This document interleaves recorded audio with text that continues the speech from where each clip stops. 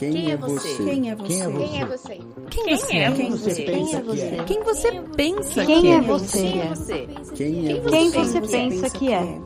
Quem você pensa que é?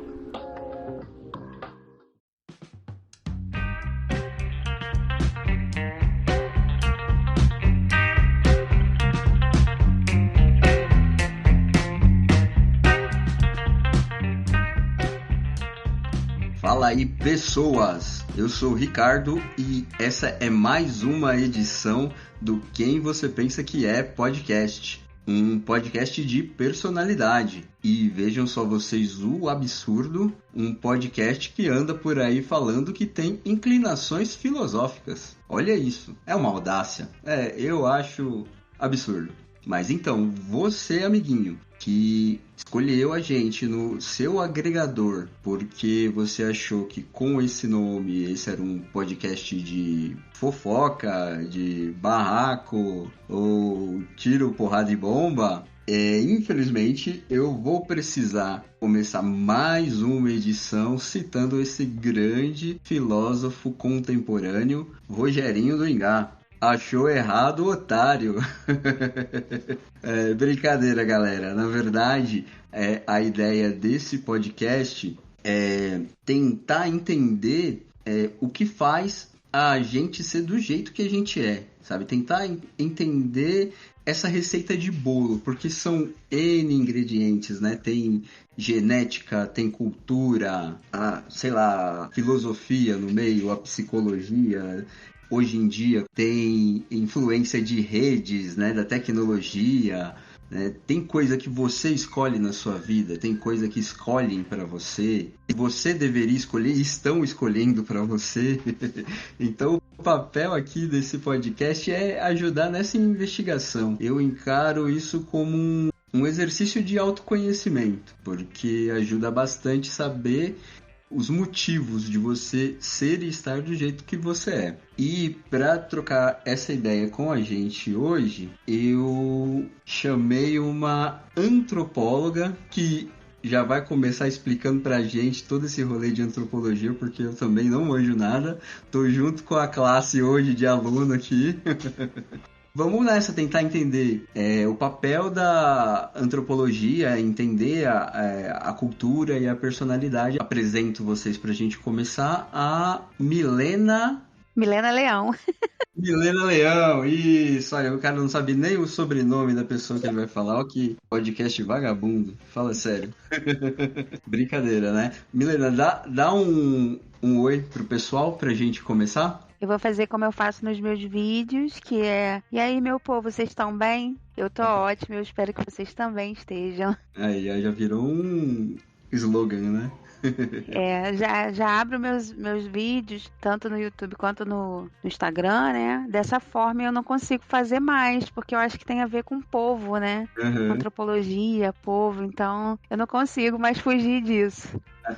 É legal criar uma identidade, né? O pessoal já vai sabendo que vai encontrar, né? Algumas coisas que são tipicamente suas, né? Cria uma cara sua pro teu conteúdo, né? Eu acho maneiro isso aí. Tô tentando desenvolver algumas coisas também pro meu nesse sentido, né? Mas assim, pra gente começar, tem um esquenta antes, Milena, que é um pouco pra tentar entender sobre você. Geralmente são duas perguntinhas que eu faço que falam sobre um lado que geralmente a gente não fala por aí, né? Não é nada polêmico, não precisa ficar com medo, mas assim, é curioso. Eu tenho tido resultados bem interessantes com essas perguntas, tanto é que eu formalizei ela como um padrão para começar aqui na conversa, né? A primeira delas é se você tem um guilty pleasure, que é aquela coisa tosca, que você sabe que é tosca, mas que você gosta do mesmo jeito e não tem o que fazer a respeito, sabe?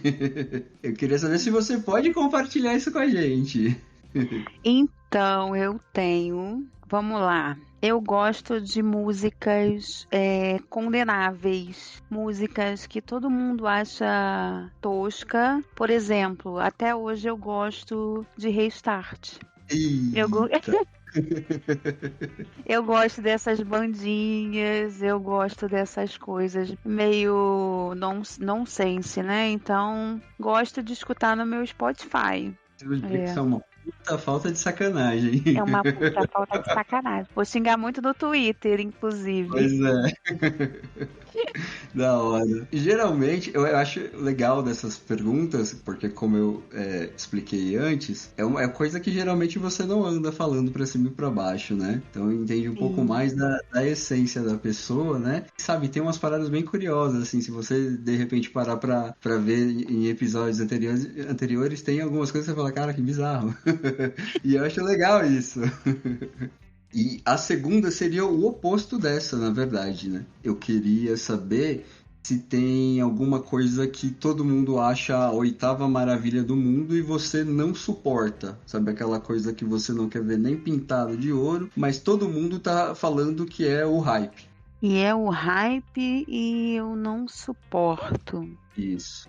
Nossa, peraí. Serve qualquer coisa. Qualquer coisa. Tem um critério específico. Sabe? A minha amiga Paula Feb, do último episódio, que é escritora, nessa parte ela falou que ela não gosta de short. De short. Olha, o que eu não gosto? Cara, é porque assim, eu sou muito vendida de muitas coisas, sabe? Então, dificilmente tem uma coisa... Deve ter alguma coisa que eu não gosto, mas eu não pensei sobre isso. Ah, então, tem um fotógrafo aqui, eu não posso falar, tem um fotógrafo na minha cidade que todo mundo acha ele maravilhoso. Ah, já sei, não vou falar isso não, isso é muito específico. Eu não gosto de... Ai, deixa eu ver se o nome é o nome dele. É o nome de um senhorzinho. Eu não gosto do José Saramago. Ah, olha isso, vai arrumar uma briga aí, rapaz. Não, exatamente, porque eu acho ele arrogante. Será que é ele mesmo que eu tô falando? O pessoal paga um... O Saramago é o do ensaio sobre a cegueira, né? Intermitências da morte e coisas desse tipo aí. Então não é esse não, é um senhorzinho. E Saramago eu gosto. É um senhorzinho que ele, inclusive, ele é nordestino. E ele é bem arrogante. Todo mundo fala... Não sei se é o Ariano Suassuna. Deixa eu ver, tô procurando aqui no meu... Tô procurando aqui na minha colinha, que eu falei que eu não ia falar que tinha, né? Então, faça sua busca aí. É o Ariano Suassuna. Porque eu gosto do que ele produz, mas eu não gosto dele. Eu não gosto da entrevista que ele dá. Acho que ele tem algumas questões, por exemplo... Ele busca muito a questão do regionalismo, acho ok, defende muito, mas eu acho que a forma como ele expõe isso, às vezes, é grosseira. Entendi. Entendeu? Então, é mais ou menos isso. Gosto das produções, mas não gosto dele dando entrevista. Então, eu não assisto muito, sabe? As entrevistas, né? Acho ele um pouco estúpido. E eu sei que isso que isso depõe contra mim, contra a minha pessoa, sabe? Mas fazer o quê? Na verdade, o papel dessa pergunta é jogar na fogueira mesmo. Eita! Eu quero ver pegando fogo mesmo. Eu já fui execrada por causa disso. Eu não acredito, não tem nada a ver. Aí eu falo, mas eu não gosto muito das entrevistas dele, então... É basicamente isso. Eu ia falar do fotógrafo, porque é a mesma situação, só que com fotografia. Sim. Tem um fotógrafo na minha cidade que todo mundo paga um pau pra ele e eu odeio as fotografias dele, assim, eu falo, gente, já deu, tá na hora de parar de fazer, né? Mas aí tem aquela coisa, né? Tipo, e você faz o quê? Enfim, né? Mas na verdade, assim, eu acho uma posição meia covarde essa, sabe? Essa de, tipo, cobrar uma especialidade pra você não gostar de alguma coisa. Sim. Sabe? Tipo, se você não tá aí, se você não é melhor que ele, você não pode falar, não posso, eu não gosto, acabou. É simples assim, né? Não tendo nenhum tipo de, sei lá, desavença com a pessoa, coisa que vai atrasar a vida dela, né? Minha opinião, não gosto. E acho que se tratando, no caso mais específico do fotógrafo, é subjetivo, cara. A arte fala com cada um à sua maneira, sabe? Tem gente que gosta do Romero Brito, compra o quadro pra deixar na sala. Entende? Então é subjetivo, ó. Você se caguetou, você Sim, sim. cancelem a Milena, gente. Cancelem. Pode cancelar. Pode cancelar. Inclusive, deixa vários comentários ruins lá no meu Instagram. Pode. Fala assim: olha que absurdo essa pessoa tá falando. E aí compartilha, entendeu? Pode me dar hate, não Exatamente. tem problema não. Exatamente. Dá engajamento negativo, eu gosto. O Instagram não vai entender. Pois é, o importante é o engajamento, não importa como, né? Exatamente. Ah, mas é engraçado. Isso e eu acho que é muito subjetivo mesmo, é de cada um. O modelo da arte e tal. Ah, tem uma outra coisa que eu não gosto, que todo mundo paga pau. E agora eu vou ser Vamos fazer cancelada. uma lista aqui. Vamos fazer uma listinha de cancelem a Milena. Aí. Eu não gosto de Game of Thrones. Eita, mano, agora pegou, hein? Na verdade, assim, pegou entre aspas, né? Porque se criou uma legião de revoltados com o final, né? Que Sim, o pessoal falou que acabou de um jeito que não deveria ter acabado, né? Eu não vi. então, Porque me falaram assim: no segundo capítulo vai ficar melhor. Aí no terceiro vai ficar melhor. Aí no terceiro em diante eu não. Aí eu falei: se eu tenho que assistir 5 capítulos pra ficar melhor, então tá na hora de parar, né? verdade, é complicado isso aí, porque tem padrões de roteiro, coisa assim, tem gente que entende da escrita que o papel deles é exatamente ganhar a tua atenção o mais rápido possível. Cara, se não ganhou tua atenção em 3 episódios, mano, qual é a probabilidade, né?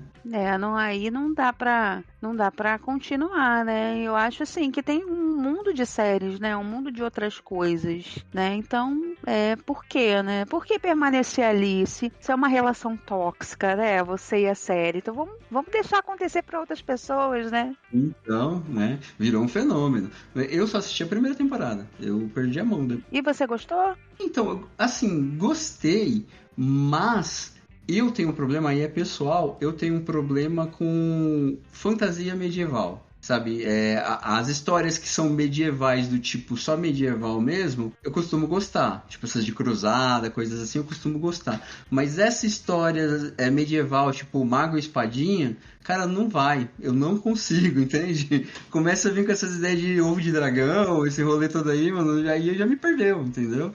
Aí é demais pra mim. Ah, não dá, não dá.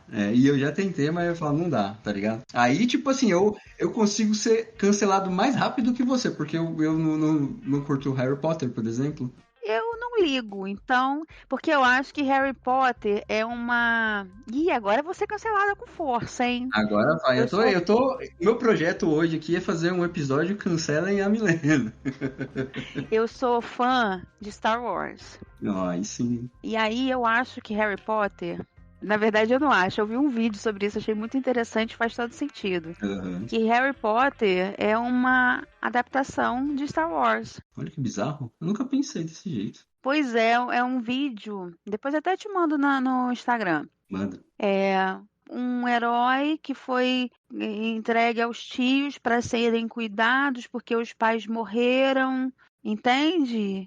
Aí ele Uhum. vai ser treinado por um mago, inclusive esse mago que ajudou a entregar ele para o tio. Vê se você tá. Sim, sim. Então, e aí ele tem uma relação de amor, de uma atração por uma menina que no final não vai ser a namorada dele, porque ele tem uma relação mais fraternal com ela, Uhum. de irmãos, e ela acaba se apaixonando pelo amigo dele, que é mais bobo, que é mais engraçado. Então, assim, você fala assim, ué, gente, acho que ela escreveu, acho que ela readaptou, exatamente. E aí, mas assim, eu assisti Harry Potter, mas não é o meu tipo de filme predileto, o meu tipo de série, de filmes, né? E eu assisti depois por conta dos meus filhos, na verdade. Porque eu, quando foi saindo, eu fui ignorando totalmente cada um que saiu. Mas aí depois, quando vieram tudo pra TV, pra streaming e tal, meus filhos começaram a assistir, aí eu não tive pra onde correr. Aí não tem como, não tem Não deu. como. Mas é curioso, parece mesmo, tem vários pontos semelhantes aí, pelo que você citou aí. E você vai ligando uma coisa na outra, e você fala assim, ué, gente, peraí, o que tá acontecendo? Então, tem coisa aí, tem coisa aí. Tem coisa, tem coisa. É a jornada do herói, né? Que não é muito diferente pra tudo, né? Sim, tem um padrão, né? Eu acho até interessante que hoje tem uma galera tentando escrever histórias que fujam desse rolê, né? Porque é muito parecido, né? Os Sim, padrões ali do. É Campbell, né? O cara que criou, né? sim. Eu acho que Então, sim, se não me engano. se não me engano, é Joseph Campbell, um negócio assim. E Tem. depois de um tempo, não sei se você tem essa percepção, mas eu tenho um pouco. Parece que os filmes e as produções são praticamente uma reprodução da outra, né? Parece que você já sabe onde vai terminar, você não existem muitas surpresas. E aí quando você acha alguma coisa que te surpreende, aquilo te prende, né? Sim, sim. Mas aí também eu acho que tem um fator que é causado pela época que a gente vive, porque é uma época de excessos, né?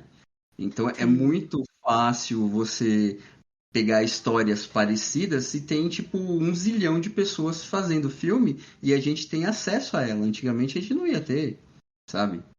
verdade, não tinha pensado. Quem você pensa que é?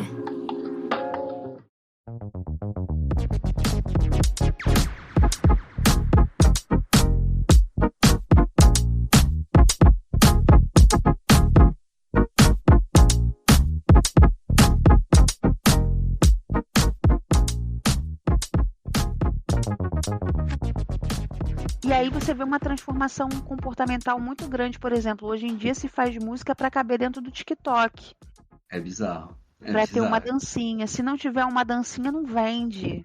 E, É sim, louco, é muito louco. eu acho que aí tem aquele negócio do papel da tecnologia em colocar você participando de tudo, sabe?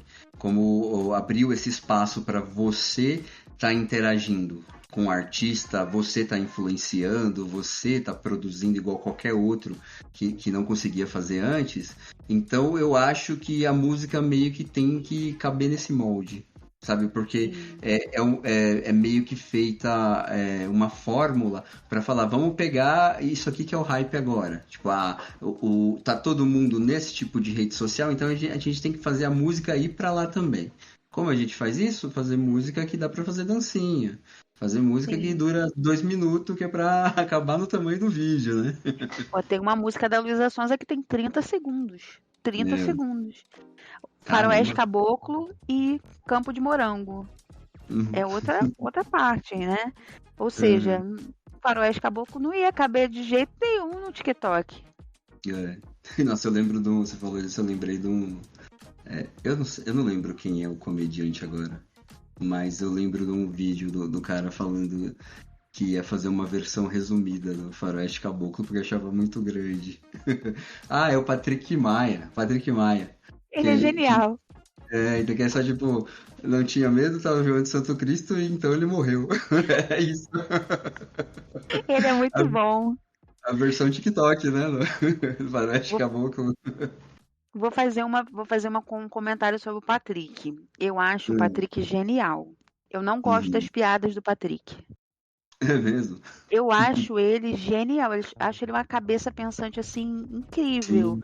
Não, isso é Tanto verdade. para a administração do Clube do Minhoca, quanto para a criação de uma. Ele criou uma revista Mad do Clube do Minhoca, tipo Mad, né? Sim, Ele é um sim. gênio. E aí as piadas dele são engraçadas por causa do punch inteligente que ele tem. Uhum. Mas são piadas assim que, que me remetem tipo ao meu ensino médio. Mas que Ah, não tá. são piadas assim elaboradíssimas, como por exemplo, Sim, eu acho o Afonso Padilha genial nas suas piadas, né? O timing, essas coisas. Mas o Patrick Maia eu acho ele surrealmente inteligente. O que eu acho mais legal dele é que ele tem, tipo, uma coisa que qualquer outra pessoa já teria meio que, é, é, tipo, cercado na zona de conforto e falado, não tá dando certo, eu vou ficar aqui. Ele vai inventando, né? E são coisas bizarras, assim, que você fala, mano, que diabo de show é esse, né? Eu acho bem louco ele, tipo, ter essa coragem de ficar, sabe, mudando mesmo. Ele não tem medo de arriscar, né? Tu já Isso eu viu acho maneiro. Ressaca? Ressaca, eu acho que não. Eu tô um pouquinho atrasado nos stand-ups da vida, sabe? O Ressaca são vídeos dele com mais, sei lá, 4 ou 5 comediantes bêbados. Eles vão bebendo durante o show. Cara, e vão ficando alucinados e assim, é surreal, porque saem coisas inimagináveis e aí você vê os caras muito loucos, mas é um negócio assim que é uma sacada, né? Tipo, você acha engraçado os seus amigos bêbados, então por que você não pode ver um comediante bêbado, né? E aí, depois, assim, a gente pode trocar isso, mas muito engraçado. O Ressaca é incrível. Eu nunca vi. Tem no YouTube também os vídeos assim? Tem no YouTube. Tem no Nossa, YouTube. Vou procurar, nunca vi. Eu tô um pouco devagar com vídeos, assim, deixa eu ver, ultimamente, sabe? Eu assistia mais coisa. Mas eu tô meio É que, na verdade, eu também tô na febre do podcast. Aí passo a maior parte do tempo ouvindo podcast, sabe? Esses vídeos que eu tô falando são vídeos antigos, assim, eu também não tô... eu tenho muito tempo que eu não consumo stand-up. Eu tô meio na neura da monografia e aí acaba que eu não consigo... Eu consumo uma coisa ou outra do YouTube, né? Mas eu tenho consumido mais coisas pra monografia, né? Mas esse Ressaca é bem antigo. É bem antigo. As últimas que eu vi do Patrick foram coisas assim simples, curtíssimas, né? Essa do João de Santo Cristo, então ele morreu, eu vi, eu achei genial. Genial. Essa é muito boa mesmo, cara. É a versão TikTok, né? Pode-se dizer. Sim. Sim. Totalmente. Vamos começar essa conversa agora pra valer? Nós estamos aqui só jogando. Só jogando. Né? Antes da gente falar em específico sobre antropologia, o papel dela em construção, e aí a gente pode jogar todas essas facetas, né, da antropologia, porque aqui só nessa conversinha nossa a gente já analisou a internet, analisou, né, que eu creio que é muito isso, né. Mas eu queria saber para você quando começa isso, porque todo esse rolê desse podcast meu é porque eu tenho um negócio que é quase obsessivo com personalidade, sabe? De tentar entender o que faz a pessoa ser do jeito que ela é, entende? Pra mim é um assunto que tá sempre assim... tô sempre disposto a ouvir. Quando alguém começa a contar por que começou a fazer, qualquer coisa do tipo. É uma coisa que eu tô sempre a fim de ouvir, sabe? É um assunto que me deixa assim... E eu imagino que tem um quê disso no seu também, porque em antropologia, né? Ele é um entendimento da cultura, né? Do meio que a pessoa cresce e tal, né?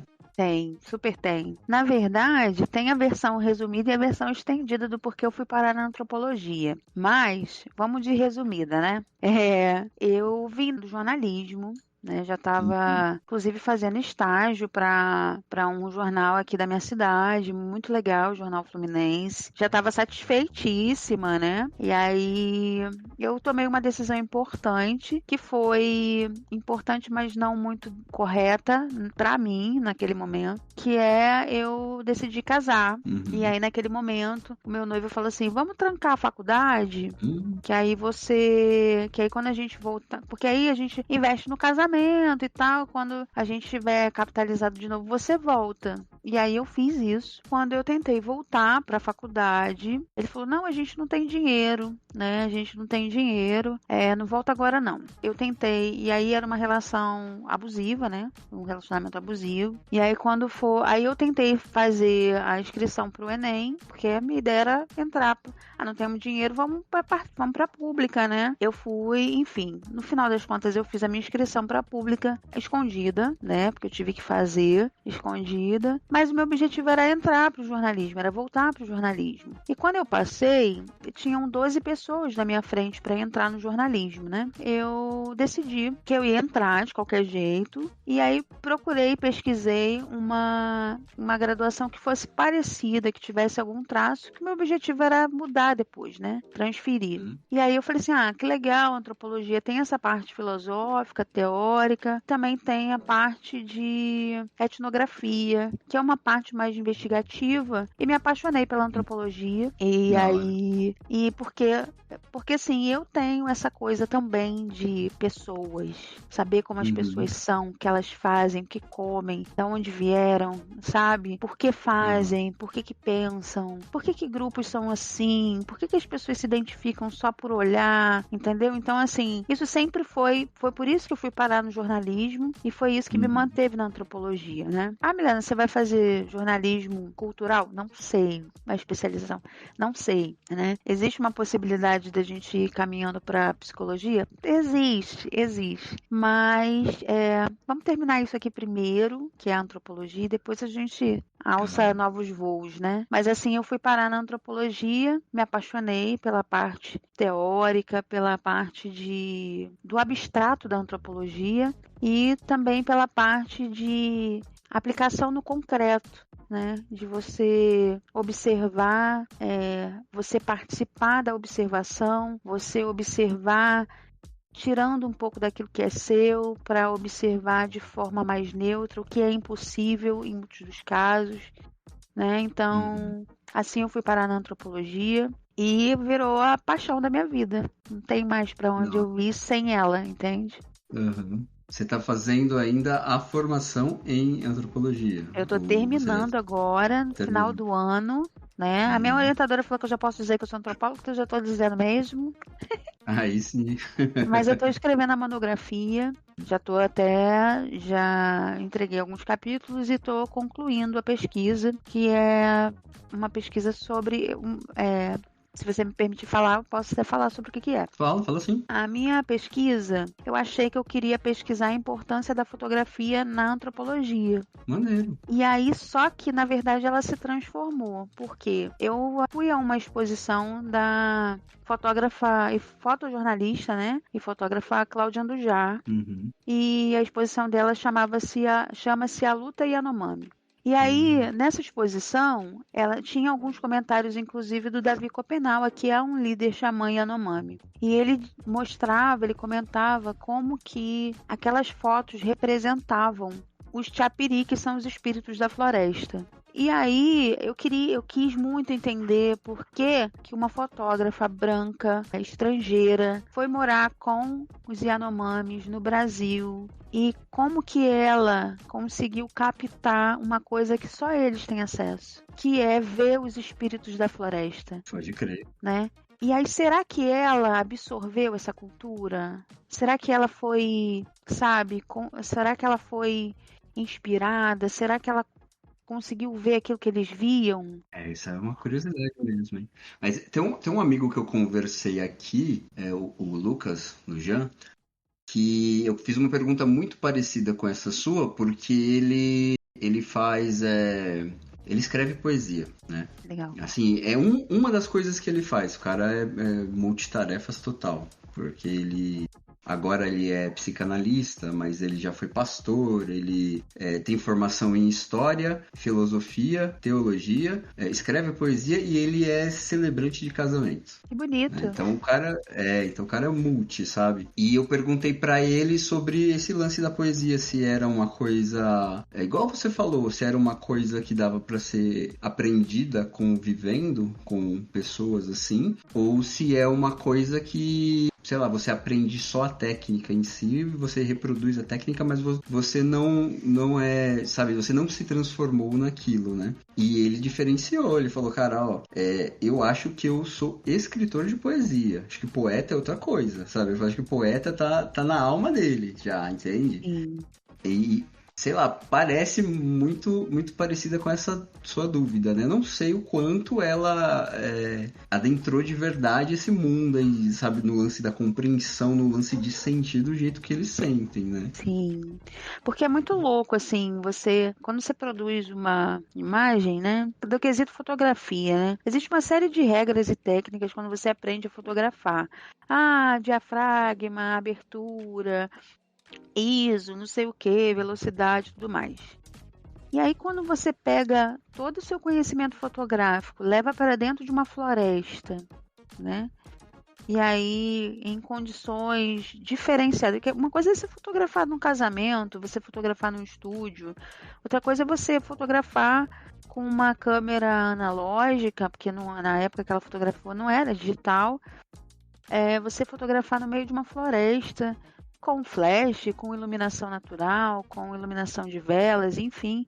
E aí, um Yanomami olhar para sua foto e falar assim: você captou na sua foto os Chapiri. E aí você fala assim: caramba, como que uma pessoa capta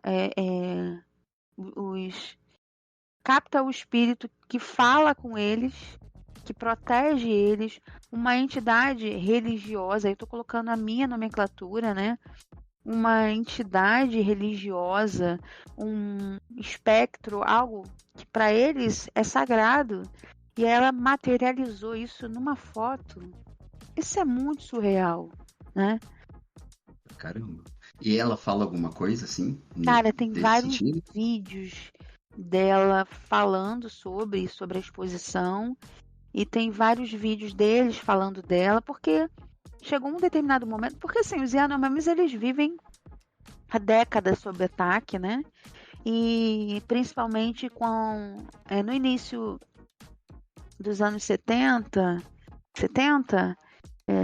nos anos 50, entre os anos 50 e 70, tem a questão da rodovia, né? Da construção lá, e aí depois vem o garimpo, depois vem as invasões, e tem uma série de coisas. Chega um momento, porque ela chega lá não para fazer esse trabalho, ela chega lá para fazer um trabalho de fotografia, de registro, para a parte de saúde, né? Porque eles não tinham. E aí ela começa a conviver com eles, e ela se torna parte de algo. E a gente tem um entendimento de família, né? Uhum. Que para eles não existe, né? Para eles é parente. Ou você é parente ou você é inimigo. Não tem meio termo, né? E aí ela diz, no conhecimento dela social do que ela procura uma família, né? Ela procura uma família, porque ela é refugiada do nazismo também. E eles acolhem a ela. E aí, depois de anos, surge essas fotos chamadas a luta Yanomami. Então, ela deixa de ser fotógrafa, ela deixa de ser uma jornalista para ser uma liderança política, para ser uma parente, né? Para ser uma convivente ali. E aí é muito bonito isso, sabe? A forma como ela expõe isso e a forma como eles, os Yanomamis, se relacionam com ela, sabe? Sim. Cara, que maneiro isso. Muito. O propósito foi encontrado no meio de outro rolê, né? Ela foi com mas o propósito verdadeiro ela encontrou depois, né? Engraçado que isso é uma coisa que acontece muito com a gente que faz pesquisa, né? Por exemplo, a gente geralmente inicia a pesquisa achando que a gente vai falar de um assunto, que a gente quer pesquisar uma coisa e de repente a pesquisa ela se mostra pra gente de outra forma. Eu te falei, né? Eu achava que eu ia falar sobre a importância da fotografia na antropologia. Como um todo, né? Mas é isso aí o Malinowski já falou há muitos anos. É difícil bater ele, né? Exatamente. Não tem como chegar nem no dedinho ali, ó. Aí complica. Aí complica. Aí é covardia, né? Não tem como. Cara, eu acho que ia ter uma dificuldade absurda com esse negócio da decisão aí, sabe? Tem um TDAH. E assim, eu comecei 2 faculdades e não terminei, nenhuma das 2, na verdade. Sim. Eu comecei uma de desenvolvimento de jogos na FATEC, né? E mais recentemente eu tinha começado a fazer letras. E, cara, eu não consigo. Já na FATEC, o de letras, na verdade, eu parei até antes de começar a rolar essa discussão. Mas já na FATEC tinha aquelas aulas de metodologia científica que era ensinando a delimitar um tema porque ele é infinito, né? Se você não pegar uma fatia dele para você fazer teu TCC, não vai sair nada nunca, né? Porque o tema vai expandindo para todos os lados, né? Exatamente, você tem que fazer um recorte. Cara, eu fiquei 1 ano na FATEC, fiz 2 semestres e não consegui consegui pensar em nada do tipo assim, cara, eu acho que isso aqui seria legal eu fazer, sabe?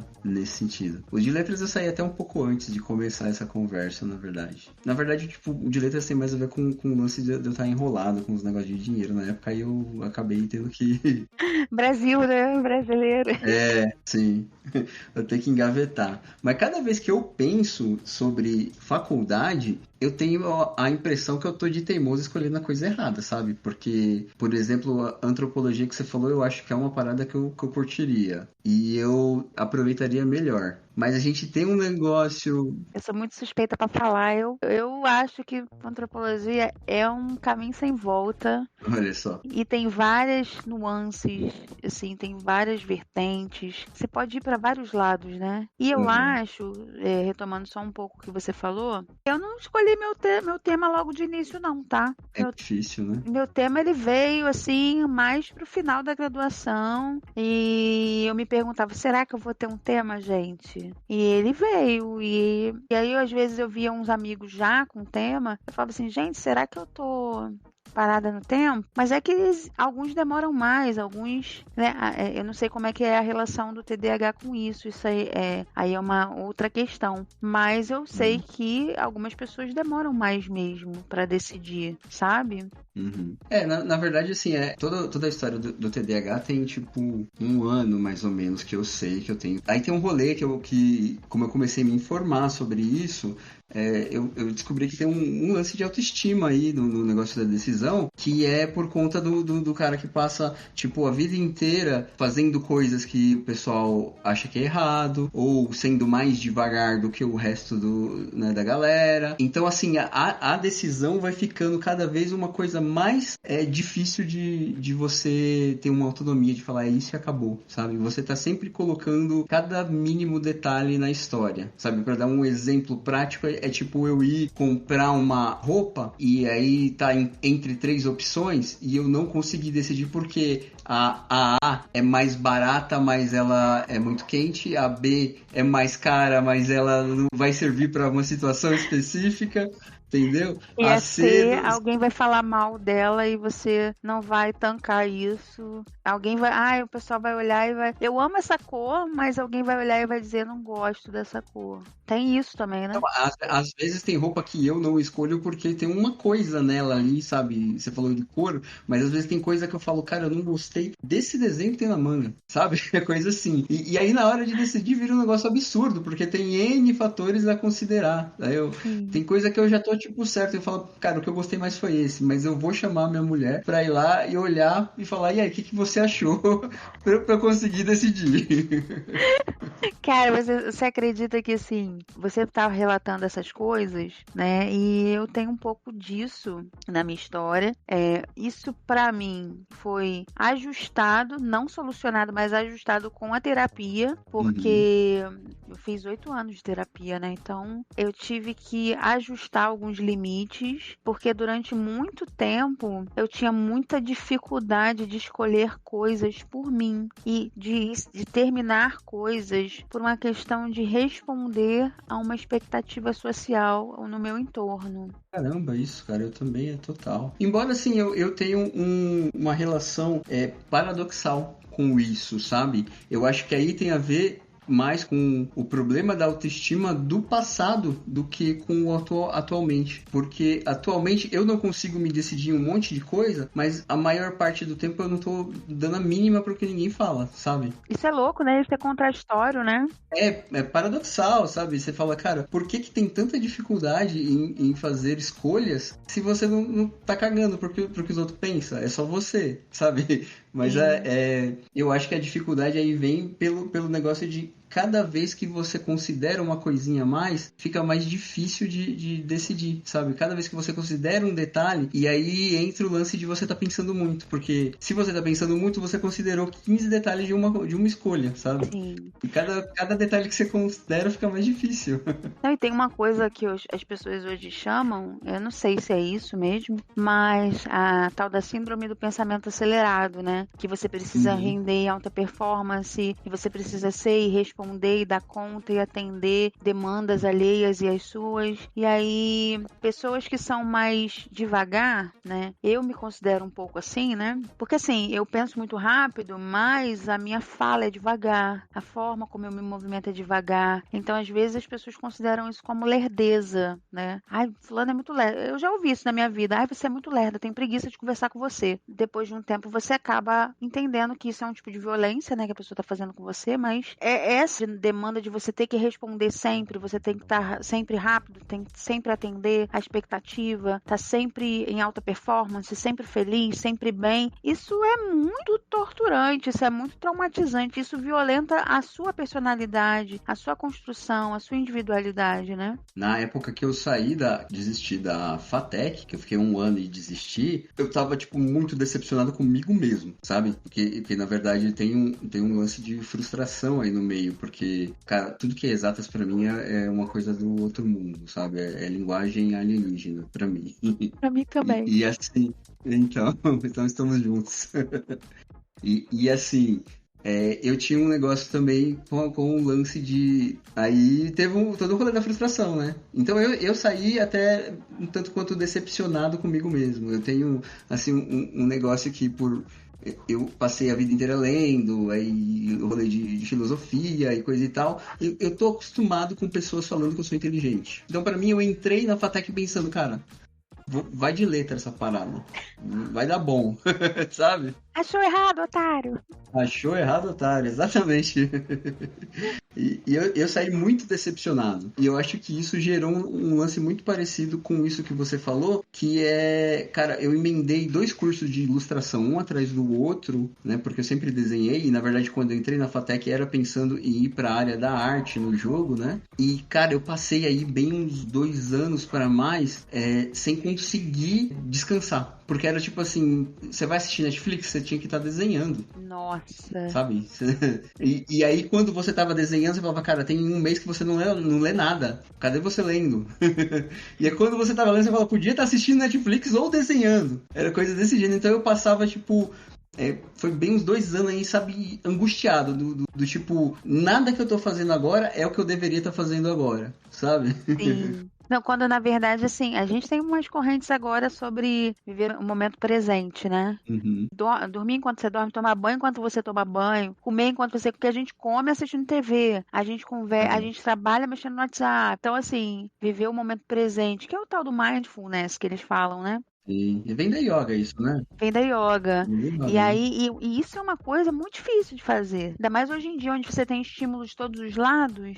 Então você quer fazer tudo ao mesmo tempo. E aí, quando você tá lendo. Isso exatamente o que você falou. Quando você tá lendo um livro, poxa, saiu aquela série da Netflix, por que eu não tô assistindo? Aí você tá assistindo, por que eu não tô brincando com meus filhos? Aí você tá brincando com seus filhos, por que eu não tô resolvendo aquele negócio do podcast que eu tinha que fazer, não sei o quê? Então, você tá sempre não estando naquele lugar, né?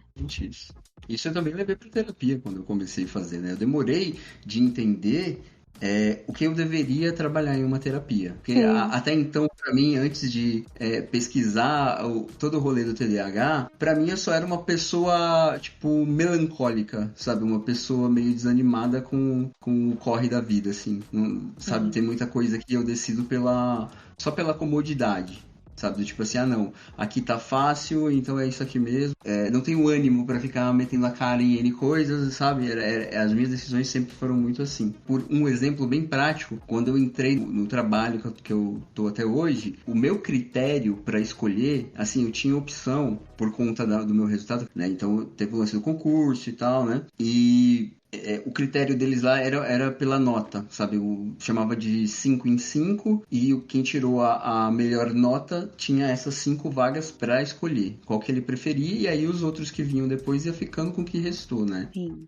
Dos 5 que foram chamados comigo, eu fui quem tirou a melhor nota, eu que tinha a opção de escolher entre 5 vagas, e a minha opção foi só ficar no prédio que eu já conhecia. Aqui eu já sei vir aqui não tem que ficar procurando, não tem que... É aqui, sabe? O meu critério foi esse, sabe? Era só isso, e o horário, que era que eu queria estar no horário comercial, que era um horário, né, tipo, na época era das 7 às 4, coisa assim. Meu único critério foi isso, entre 5 vagas, que eu poderia pensar em N coisas, falei, não, eu já sei onde é o prédio aqui, então é esse, porque tá no horário que eu quero e eu já sei o lugar. O nível de não querer me esforçar era esse, sabe? Entendi. Mas aí entra todo esse rolê da decisão, tá? E lá atrás eu não sabia, mas já era isso, sabe? De ter dificuldade para decidir, de ter dificuldade com motivação para ficar inventando coisas, para não importa, eu vou lá e eu acho, e não sei, sabe? Já tinha isso lá atrás, só que eu descobri agora, praticamente. Que explica muita coisa, né? Que você olha para trás, é igual quando você vê Sim. um filme que começa de trás para frente, aí depois ele vem explicando tudo. Por Aham. isso que isso aconteceu e a terapia fez muito isso comigo, assim. Eu não tenho diagnóstico de TDAH, mas eu tive ansiedade, TAG, né? E depressão, inclusive recentemente, tem uns 3 meses. 3 meses, eu acho. Eu consegui fazer o desmame dos remédios psiquiátricos, então foi muito legal, né? É um outro cérebro, porque os remédios que eu tomava, eram bloqueadores, né? E aí acaba que agora parece que tiraram as barreiras e o cérebro tá correndo, né? Ele vai e vai. E aí é muito legal você fazer uma prova antes com os remédios e uma prova depois, sabe? É outro cérebro. Completamente. Ler um livro com os remédios e ler um livro sem os remédios. E eu fiz toda a minha graduação com remédios, né? Eu tive que readaptar. E aí parece uma coisa muito louca, né? Porque parece que você sente fisicamente o seu cérebro repuxando as informações, travando as informações, travando você. Eu que sempre fui uma pessoa, comportamentalmente falando, que ouvia o professor falar, anotava algumas coisas e fazia a prova. Eu retinha muitas coisas. E aí, quando eu entrei para a graduação de antropologia, eu estava usando os remédios psiquiátricos. E aí eu Uhum. tinha que ouvir, eu tinha que ler, eu tinha que reler, eu tinha que escrever para poder fixar, porque o cérebro não Cara, funcionava da mesma forma. E como é que pode? Porque assim, e aí tem muito a ver com a questão da personalidade que você tanto busca essa informação, porque como que eu cresci, né? E como que o meu social, a minha pessoa individual, afetou no meu biológico, que teve que ter um ajustamento químico, que afeta no uhum. biológico, que impacta no meu social. Cara, é todo um rolê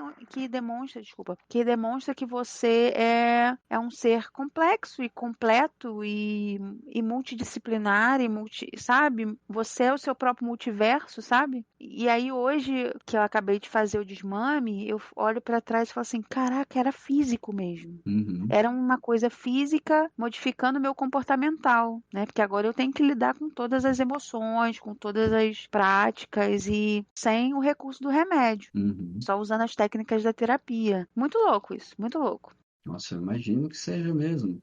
Na verdade, acho que o comportamento, pelo menos a princípio, eu não sei se. Na verdade, isso é uma coisa até para perguntar em terapia.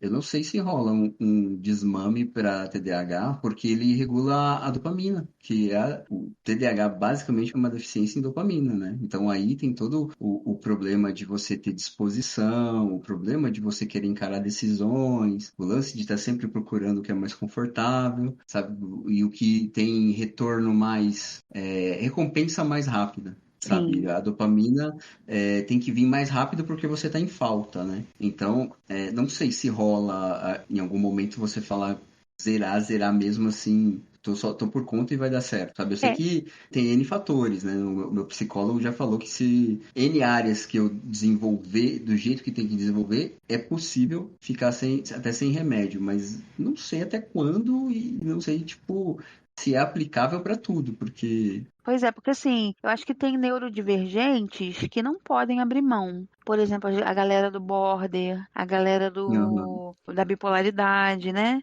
Os borderline. A galera da bipolaridade tem uma galera que usa lítio, né?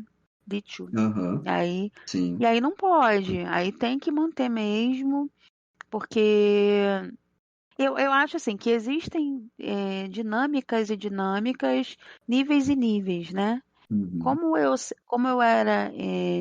sempre fui uma neurodivergente de ansiedade e depressão funcional, E aí, durante o processo, eu voltei a trabalhar, eu continuei estudando, né? Voltei a trabalhar, voltei a me socializar. Eu fiz alguns resgates, né? Por exemplo, exercício Sim, físico para mim é obrigatório, senão eu não durmo. tem que ter, né? Senão eu não durmo. Para eu poder ir lá e buscar a minha dopamininha na academia, na corrida, entendeu? Sim, Porque se eu ficar sem fazer, o meu corpo não vai produzir. Isso é louco, sim. né? Porque tem uma galera que funciona a full. O meu eu tenho que ir lá buscar. E aí teve todo um processo com a psiquiatra para poder dizer que, não, agora, tanto que eu ia tirar os remédios antes da pandemia. Uhum. Quando chegou a pandemia, ela falou assim: não posso fazer isso, nós estamos vivendo uma situação crítica. E aí depois, no futuro, a gente pensa sobre isso. E aí só agora, em 2023, olha quanto tempo da pandemia a gente já passou, né? Porque a pandemia continua, mas, assim, das questões mais críticas de isolamento, né? E aí só Uhum. agora que a gente conseguiu fazer. Então eu acho. Veja bem, eu não acho que seja um problema tomar remédio. Nunca Uhum. achei. Sempre tomei os meus com disciplina, com responsabilidade. E sempre briguei em relação a isso, porque eu sempre encontrei pessoas que falavam coisas do tipo. Como é que eu vou dizer isso? Eu vou dizer, mas assim, eu encontrei pessoas que falam assim: eu tomei, eu fui no médico, o médico passou antidepressivo, e aí eu levei pro meu pastor falou que não, orou por mim e eu não precisei tomar. Nossa, tá com essa depressão ainda incubada lá e não percebeu, né? Né? E aí eu tive alguns embates com algumas pessoas pacíficos, né? Falando assim, gente, vocês precisam ter responsabilidade com as coisas que vocês falam. Imagina eu, uma pessoa que toma remédio na época, né? Eu tomo remédio, escuto você falando que o seu pastor orou por você e você parou de tomar remédio. Eu vou lá no seu pastor ora por mim, eu paro de tomar remédio. Tenho uma crise e cometo uma coisa contra mim. E aí? Você vai ficar de boa? Então. Falta responsabilidade no pessoal da religião aí, mano. Exatamente. Então, Então, algumas declarações bizarras vindo desse lado aí, cara. É complicado mesmo. Assim, eu não vejo problema em tomar, mas no meu caso aconteceu, né? De Hum, poder, vamos dizer assim. E se tiver Sim, que voltar, fazer o quê, né? A gente volta sim. também, não Se tem for muito pra o que ficar melhor, fazer. né? Exatamente, exatamente. É bem isso. Quem você pensa que é?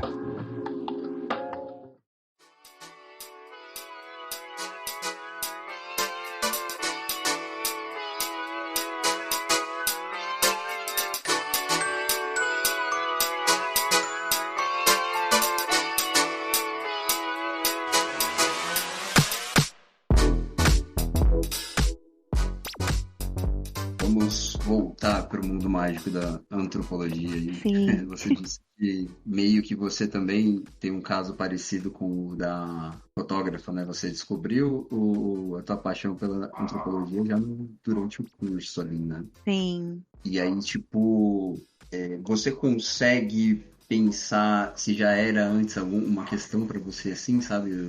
Na época até anterior ao jornalismo, esse anseio de entender pessoas, entender cultura e coisa do gênero? Sempre foi. Eu sempre tive interesse pelo comportamento das pessoas. Sempre. Tanto que a minha primeira tentativa de graduação foi psicologia, mas assim, foi muito raso ali, foi uma passagem. Eu não continuei porque eu achava que eu não ia dar conta. Olha que louco, né? Não achava que não ia dar conta de ouvir os problemas das pessoas e tudo mais. Mas aí eu decidi ir para o jornalismo porque eu gostava dessa coisa de ver como as pessoas se comportavam, de relatar, de explicar. E eu também gosto muito de escrever, né? De traduzir aquilo numa comunicação. Por exemplo, eu gosto muito de programas como Profissão Repórter, que mostra os bastidores da coisa, né? Eu sempre gostei dessa parte de observação, tanto que eu sou fotógrafa, então registrar pessoas, né? Na época que eu fotografava comercialmente, eu tinha um slogan que era: eu não fotografo pessoas, eu fotografo sentimentos.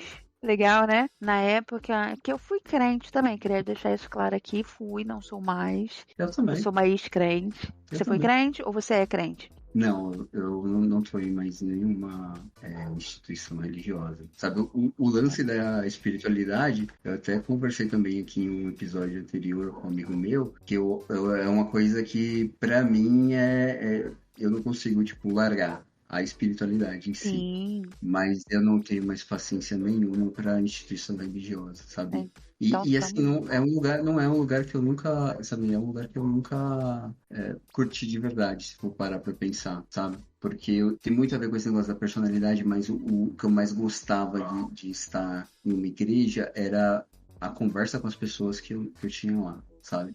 Tipo, pessoas que eu tinha vontade de ir no domingo para poder ver elas e trocar essa ideia lá. Mas, assim, eu cansei de chegar atrasado de propósito para não pegar a parte da música, porque eu odiava aquela música de lá, tá ligado? Aham. E aí ouvia o cara falar lá a pregação, tipo, tendo todos os tiques nervosos de um TDAH, sabe? Batendo perna, batendo mão, bocejando, todos Sim, possíveis. sim. E aí eu cheguei à conclusão que eu conseguiria manter isso que era interessante pra mim, que era encontrar as pessoas e trocar ideias sem ter que estar nesse rolê da religião, sabe? Exato. Rolê fora. Eu vivi isso também e eu decidi que eu não ia permitir que a minha religiosidade fosse atravessada por nenhum indivíduo humano. Uhum. Se eu tiver que ter algum tipo de conexão, vai ser eu e a divindade, Deus, ou mama, seja lá o que for, né? E aí tem uma parte disso também, né? Porque assim, eu sempre observei, sempre quis, e aí quando eu tava na igreja, eu tinha muitas podas, né? Porque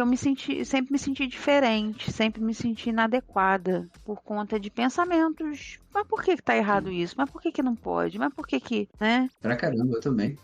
Várias vezes. E pra mim tinha uma questão até que aí era uma poda, mas era uma poda disfarçada, que era o lance de você não conseguir engajar no mundo deles, sabe? De falar as frases de efeitos deles, de aprender o evangeliquez, aprender as coisas que pra eles eram metas, pra mim nunca foi, sabe?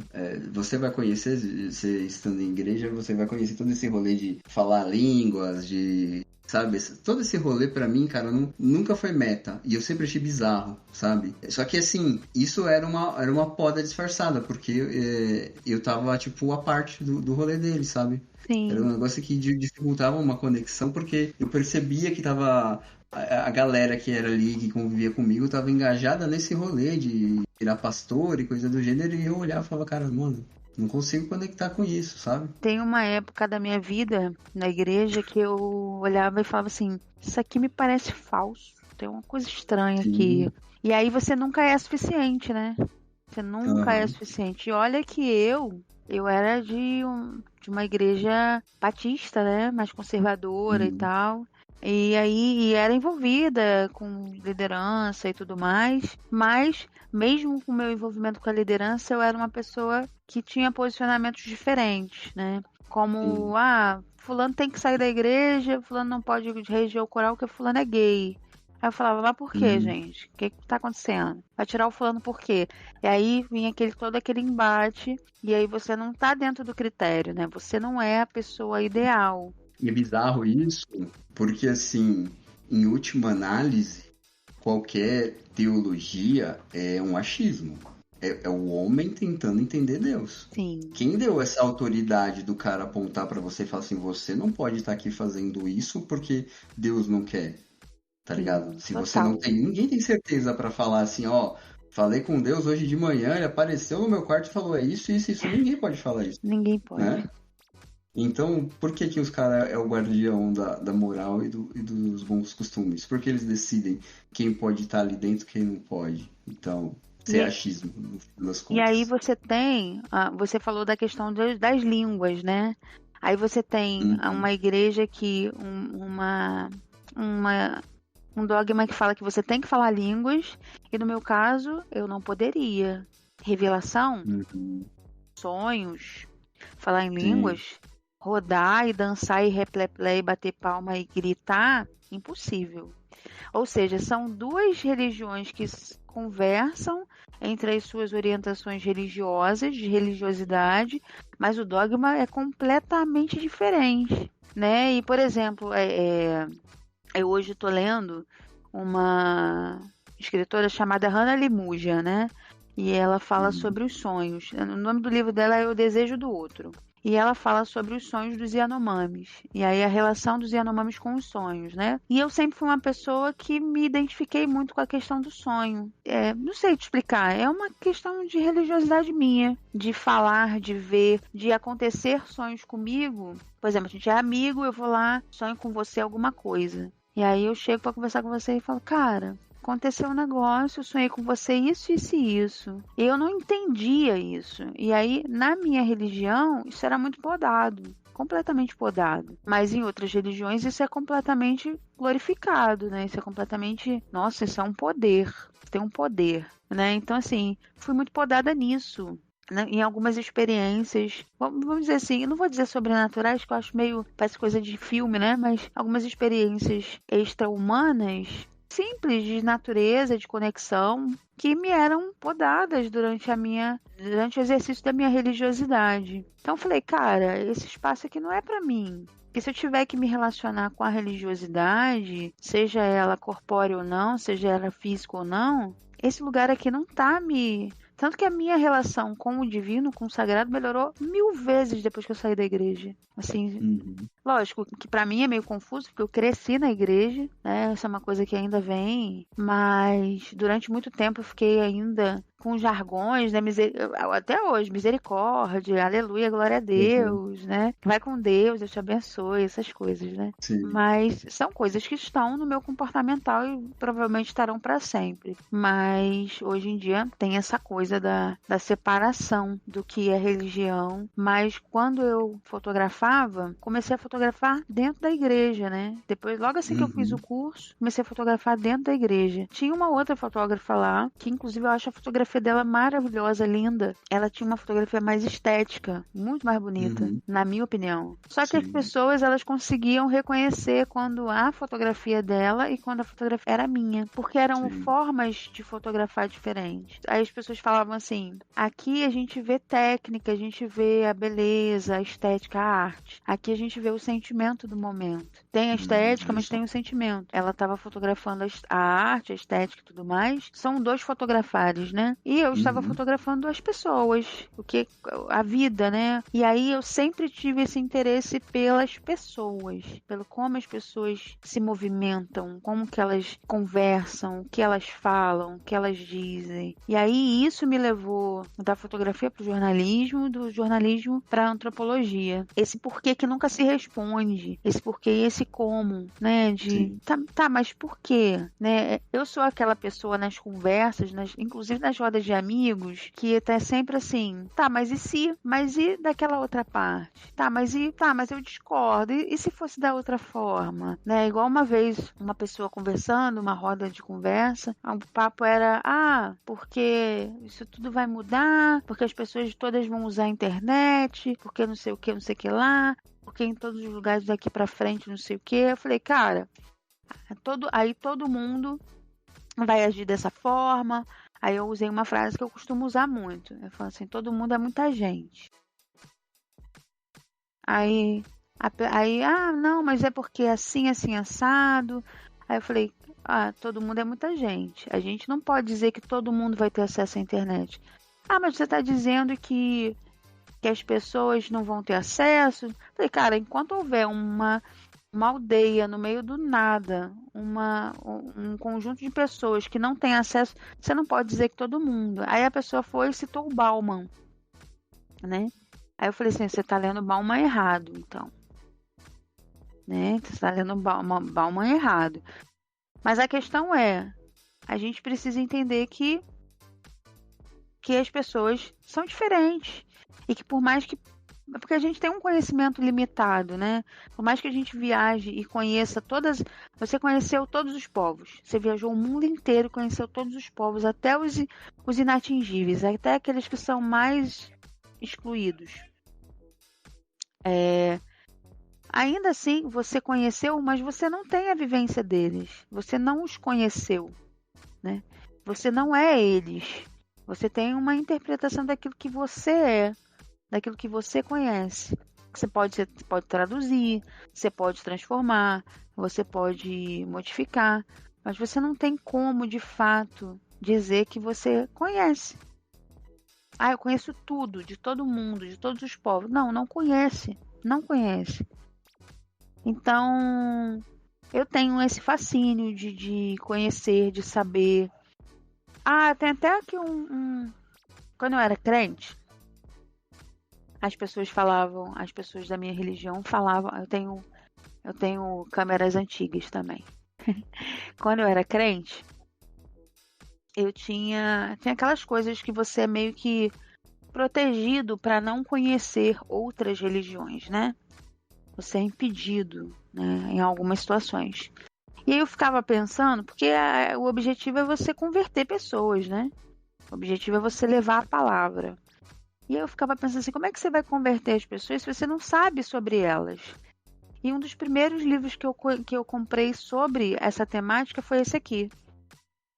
Deixa eu ver se dá para aumentar aqui a luz. Aí eu vou ler aqui. Para quem não tá vendo, deixa eu aumentar aqui. Para quem não tá vendo, o livro é A Viagem de Théo, de Catherine Clement. Ele é um livro... Você já leu? E ele é um livro que fala, é uma viagem sobre vários tipos de religiões, sabe?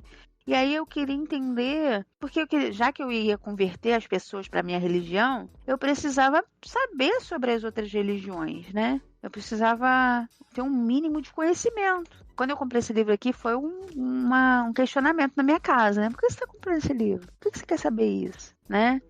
Como também, por exemplo, eu sempre fui crente, minha família também, mas eu tenho uma tia que é candomblessista. E aí, inicialmente, né, na minha ignorância, eu queria convertê-la, obviamente. Afinal de contas, ela precisa de salvação, né?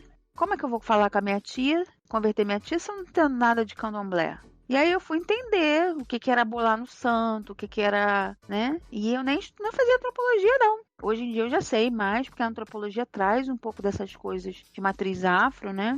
Mas fui descobrir o que era orixá, o que não era, para poder conversar com a minha tia, que eu tinha que converter minha tia, né? Porque no caso ela ia. Então eu sempre estive ali à margem de conhecer, de saber, de porquê. Por que faz? Engraçado, eu sempre fui uma criança calma, mas eu sempre fui uma criança que perguntou tudo. Até hoje, se eu vou num lugar, num restaurante, se eu vou num evento e alguém fala uma palavra que eu não sei, eu pergunto. Sabe, eu tô numa conversa, a pessoa fala uma palavra e eu achei interessante, eu não conheço aquela palavra, eu pergunto, eu quero saber o que significa, como é que faz, por que fez, por que aquele fulano falou. Quando eu era fotógrafa, fotografia de casamento, eu ia na igreja católica fotografar. Ia lá, antes, perguntava ou pro coroinha ou pro padre, e falava assim, eu posso pisar nesse altar? Por que eu não posso? Até onde eu posso ir? Porque existe um ritual, existe um porquê de tudo aquilo, né? Então eu sempre fui essa pessoa do porquê e do pra quê, né? E aí você recebe crítica, né? Porque você é muito crítico, você pergunta muito. Você quer saber de tudo. Por quê? Eu quero. Eu acho que no meio religioso é pior até, né? Cara, não é pra perguntar, é pra acreditar aqui, cara. Não tem que ficar perguntando nada. Exato. Você só acredita porque a gente sabe o que a gente tá falando aqui, né? Eu tenho um episódio engraçado, agora é engraçado. Eu tinha 15 anos e um dia eu entrei em pânico, comecei a chorar no meu quarto. Meus pais foram pro meu quarto, e eu chorando, e eles perguntaram o que aconteceu. Eu falei, aconteceu que eu aceitei Jesus e eu tenho a vida eterna.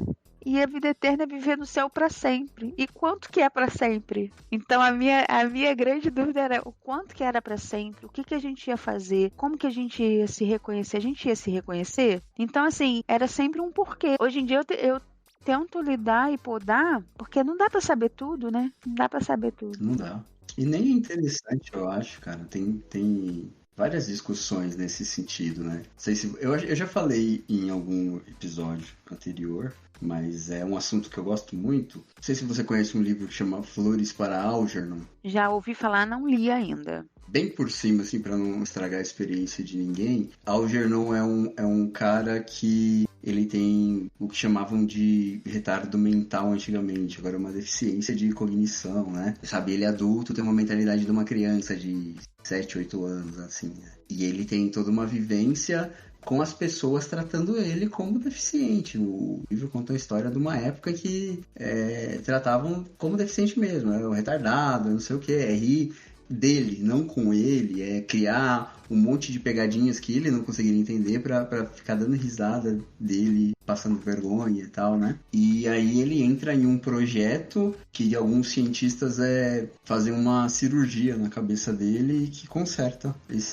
essa deficiência de cognição, tipo de lobotomia, né? É como se fosse isso, só que assim, é como se fosse isso, só que tunado, sabe? Bota um turbo aí. O que acontece é que ele, de uma pessoa com deficiência, ele passa por um gênio, sabe? O cérebro dele não tem limite, ele vai... Aí ele começa, tipo, ter uma curiosidade absurda das coisas, começa a ler e ler e ler, e chega um momento em que ele lê e entende pesquisas que os próprios médicos que fizeram a cirurgia dele não são capazes de entender, sabe? Uhum. Só que aí o que acontece, o questionamento do livro é que, assim, sabendo de tudo isso, ele se encontra em um momento mais solitário do que quando ele não sabia nada, sabe? Tipo, a inteligência afasta quase que do mesmo jeito que a ignorância, sabe? Na ignorância ele tinha alguém para rir dele, mas ele tinha alguém. E na inteligência ele vai se isolando das pessoas, porque não conseguem conversar com ele, sabe? Porque ele é o cara que não tem um controle do jeito que ele vai agir com pessoas que não entendem o que ele entende agora, né? Então tem esse questionamento do tipo, cara, o quanto é válido você saber? Sim. Sim. Né? E tem todo um rolê de, tipo assim, um equilíbrio, sabe?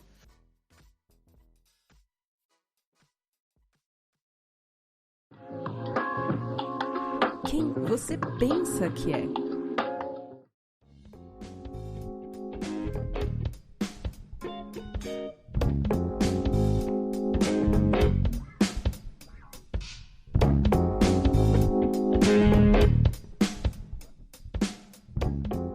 Isso, você me lembrou de uma crítica que eu tenho à antropologia, à filosofia, à sociologia, de um modo geral, né? Eu decidi ir para a internet porque existe uma elitização desses conhecimentos, né? Meu objetivo não é que todo mundo faça antropologia. Se fizer, eu acho legal.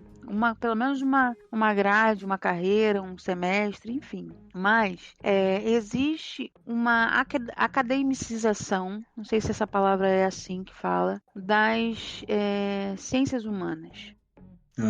Pra caramba. Isso tira um pouco da conexão. Por exemplo, se a gente tivesse um país, um Brasil, onde as pessoas entendessem um pouco mais de história, filosofia, antropologia e sociologia, talvez a gente não teria vivido tanta coisa que a gente viveu, pelo menos nos últimos 5 anos, tá? Sim, sim.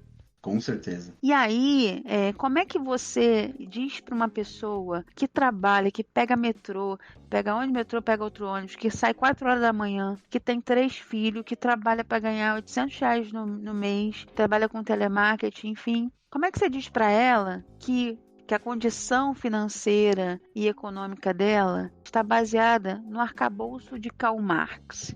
O que é arcabouço? Sim. Né? E aí, como é que você traz para as pessoas o interesse das pessoas se você fala rebuscadamente, se você elitiza, se você diz palavras que as pessoas não conhecem? Quando você vai discutir na academia, é legal. É importante você saber, né? Mas também é importante que as pessoas dessas áreas possam reduzir os seus discursos, possam adaptar os seus discursos, até porque não precisa ir muito longe. Às vezes o cara da matemática é um cara que não está mais alheio às questões de ciências humanas. Por que a gente não pode trazer isso para as pessoas, né? E aí, eu sei que tem muita gente já fazendo isso, mas eu me sinto um pouco na obrigação de desmistificar esse vocabulário, sabe? De explicar, porque a cosmologia indígena. Tá, o que é cosmologia? O que significa isso? Né?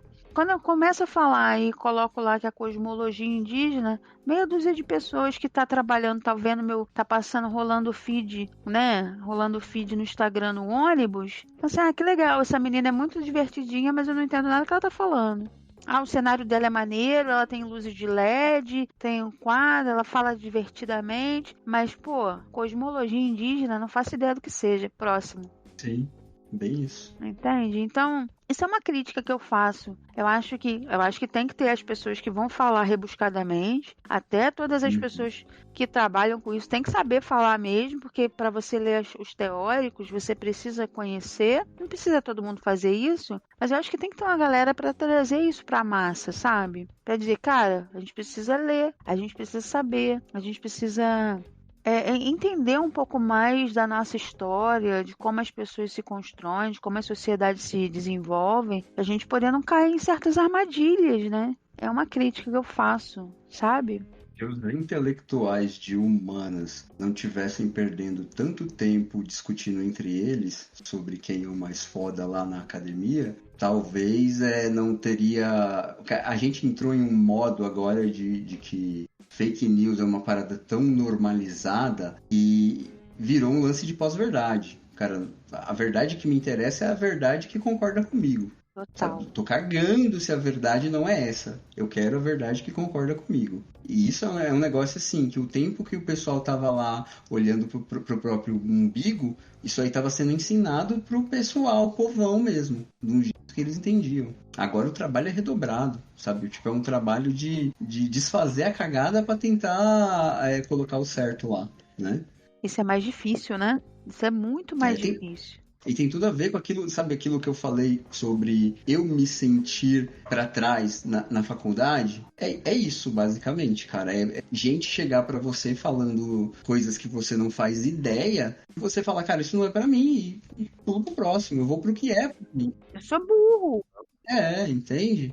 E não deveria ser assim. Sim. Quer dizer, aí o cara vai... Muito desse rolê de fake news são respostas simples para problemas complexos, sabe? É pegar a resposta, seja mais povão para um problema que é complexo e falar que a solução é aquela. Sim. Basicamente, fake news é isso, né? E, cara, a partir do momento que você ensinou todo mundo a pensar desse jeito, sabe? O rolê do bandido bom é bandido morto, sabe? Ensinou esse rolê pra galera... Cara, pra você desensinar isso aí, mano, é um trabalho redobrado. Nossa. Sabe? É absurdo. Cara, quando você... É muito louco você observar agora de trás pra frente como é que a gente chegou no 8 de janeiro. Aquilo é um absurdo. Em todos os sentidos. Em todos os sentidos. Como é que a gente chegou? Como é que a gente permitiu que isso chegasse? Né? E aí eu falo isso, aí a gente tá falando, você falou sobre essas questões, e aí eu lembro um pouco também das discussões, eu acho polêmico isso que eu vou falar, mas eu vou falar assim mesmo. Por exemplo, uma das minhas críticas aos movimentos de militância. As militâncias são importantes. A luta pelos direitos, pelas igualdades, por tudo. Mas eu vejo hoje um desperdício de energia com coisas que não são práticas, né? Acho que a gente precisa discutir coisas, a gente precisa buscar coisas, mas, por exemplo... as pessoas estão criando espirais de discussões desnecessárias, o que acaba abafando o que, de certa forma, praticamente é o ideal, né? Aí a gente está lá discutindo coisas teóricas e complexas entre a gente, aí digo a gente porque eu tô me incluindo nisso, né? Mas e aí tem uma pessoa comendo farofa com pão todo sujo, de não sei o que aberta, de blusa aberta, ou seja, eu me identifico com esse cara, eu como farofa com pão, eu sujo a minha mesa, né? Então assim, eu falo errado, sabe? Eu falo que eu vou comer gente, essas coisas, né? Eu tô falando hipoteticamente, se houvesse uma pessoa que falasse essas coisas, né? Mas não existe essa pessoa, enfim. Claro que não. Eu tô falando jamais. Tô falando assim hipoteticamente, né? Criei um personagem aqui na minha cabeça. E aí, enquanto você fica ali discutindo o sexo dos anjos com palavras rebuscadas, as outras pessoas estão aqui captando pessoas, né? Trabalhando a cabeça dessas pessoas. E aí, quando você chega pra essas pessoas e fala assim, cara, você é burro, você vai trazer essa pessoa pra você? Nunca. Aí você fala assim, porque você tem que entender que o arcabouço de Foucault... Arcabouço é o quê, gente? O que é arcabouço? É o quê? E aí eu falo, não entendo de arcabouço, eu entendo de pão com farofa. Então, me identifico aqui, entendeu? Fica mais difícil e aí você acaba afastando, sabe? É igual, não se chama galinha dizendo show. Show. Vai lá, seu burro, vai, seu burro. Como é que você quer conquistar alguém chamando a pessoa de burro? Então, e o outro lado tá abraçando, né? Tipo, Exatamente. cara, vem com a gente que aqui a gente resolve tudo fácil. Exatamente. Porque aqui a gente luta por essas coisas aqui, ó. É sobre família que você quer falar? Vamos falar de família. É sobre moral? Vamos falar de moral. É sobre ser cristão? Vamos ser cristão aqui também. É sobre comer pão com farofa? Vamos comer. É sobre comer gente? Vamos comer gente. Entendeu? É isso. Então, eu acho que existe uma falha imensa. Aí o pessoal fala que é da direita, da esquerda, enfim. Eu acho que existe uma falha imensa de quem quer fazer o que deve ser feito, né? Porque quer ficar ali, quer ficar... Às vezes você precisa ser prático. Eu acho que você tem que abrir mão do status para ser prático, para botar a mão na massa, para fazer o que às vezes eu não vejo acontecer. Porque se você começar a explicar o que é o arcabouço de Foucault, o que é condição sine qua non, o que é cosmologia, cara, a gente perde aqui o nosso grupinho. O nosso grupinho que sabia disso aqui não vai ser só mais a gente que vai saber, né? Exatamente aquela mesma conversa de uma classe média que se acha classe alta. Tipo, não, vai ter todo mundo no aeroporto agora comigo? Como assim? Sabe, é o ego. É tipo assim, é privilégios que eu tenho que ter. Eu não posso me nivelar, né? É tipo você E aí, a academia é isso pra caramba. Sim. Pra caramba. É tipo você destruir, assim, você destrói uma visão da pessoa. Fala assim, amigo, você trabalha? Você é assalariado? Então você não é capitalista, sabe? Você ganha salário no final do mês? Ah, tá. Então você não é capitalista. Vamos te explicar. Vou te explicar porque que você não é capitalista. E tem uma galera achando que é, né? Tem pra caramba. E aí, tem uma outra galera que eu também tenho um ranço dessa galera. Que é uma galera que não busca informação. Ela só repete as coisas que essa galera fala. Eu falo pra... Mas aí eu acho que já tá no rolê da pós-verdade. Tipo, não importa se é verdade ou não, tá do meu lado, né? Sim, é verdade. Completamente. Não tinha pensado por esse lado. Totalmente. Porque não importa de onde vem, né? É muito aquele lance do futebol. Cara, se o juiz roubou pro meu time, ele não roubou. Você que tá enganado. Agora, se roubou pro teu time, é um juiz safado, sem vergonha, que tá roubando o meu. Sim. Né? Não importa se foi o meu jogador que deu carrinho, não é falta. Não é falta. Não é falta. Se o meu jogador deu carrinho, vocês são moles. Vocês são um bando de mole. Agora, se foi eu que tropecei no meu próprio dedo ali, é aquele estúpido que quase me quebrou no meio. Nossa, é muito louco isso, né? Muito louco. É humano, né? É humano, né? Isso é totalmente comportamental, né? É uma questão do social que vai afetar diretamente no biológico de muitas pessoas, né? Como é que eu vou dizer? É uma cadeia, né? Se alimenta Imagina como serão as gerações futuras das pessoas que alimentam as fake news e que consomem e que acreditam e que isso e que você tomou vacina vai virar jacaré e não vai tomar vacina. E aí? E o filho do tio, como é que vai ser isso? Será que a gente vai ter uma bifurcação? Pessoas que acreditam nisso, pessoas que não acreditam e o meio é vazio? Como que funciona isso? Como é que a nossa sociedade ela vai ficar a partir daí? Eu penso sobre isso. Eu tenho a tendência a acreditar que, assim, que por mais que pareça bizarro agora, eu acho que as coisas vão se equilibrando. Porque assim, não é nenhuma vez visão otimista. É mais enxergar a coisa como ciclo, sabe? Como você vê moda, por exemplo, coisas que, tipo, voltam. Eu imagino que encaixa aí o lance do comportamento social, sabe? De uma época estar inclinada mais para uma esquerda, outra época inclinar para a direita e ficar um revezando com o outro. Tem muito a ver o lance de troca de gerações. Porque, por exemplo, se a gente vem de uma geração que é bem inclinada para a esquerda, a geração que está crescendo depois da nossa, ela vai ser rebelde como? Inclinando para a direita. É verdade. Sabe? É verdade. Né? Que é parecido com o que acontece nos Estados Unidos, né? É bem parecido isso. Sim. Então, eu acho, assim, aí tem um tiquinho de otimismo no meio, mas eu acho que as coisas tendem a ficar, assim, nesse ping-pong, sabe? Não sei se isso é bom, tomara. Me dá um certo frio da barriga, né? Porque... Uhum. Sei lá, cara, é meio louco isso de você pensar. É porque parece que a gente assistiu uma série do Netflix, né? Uma série política bizarra, sabe? Uma série que antigamente a gente falava assim, estudava história, né? A gente fala assim, é um absurdo. Como é que as pessoas conseguiram aceitar o nazismo? Isso nunca vai acontecer. Sim. E aí a gente tem hoje, 2023, uma explosão de grupos neonazistas, assim, que fala, cara, o que tá acontecendo? Sabe? Então Isso aí é muito rolê daquele conto da Aya, né? Muito rolê, né? Exatamente. Cara, eu não sei se você tem essa percepção. No conto da Aya, eu tenho um vídeo sobre isso. Depois eu te mando, se você quiser assistir.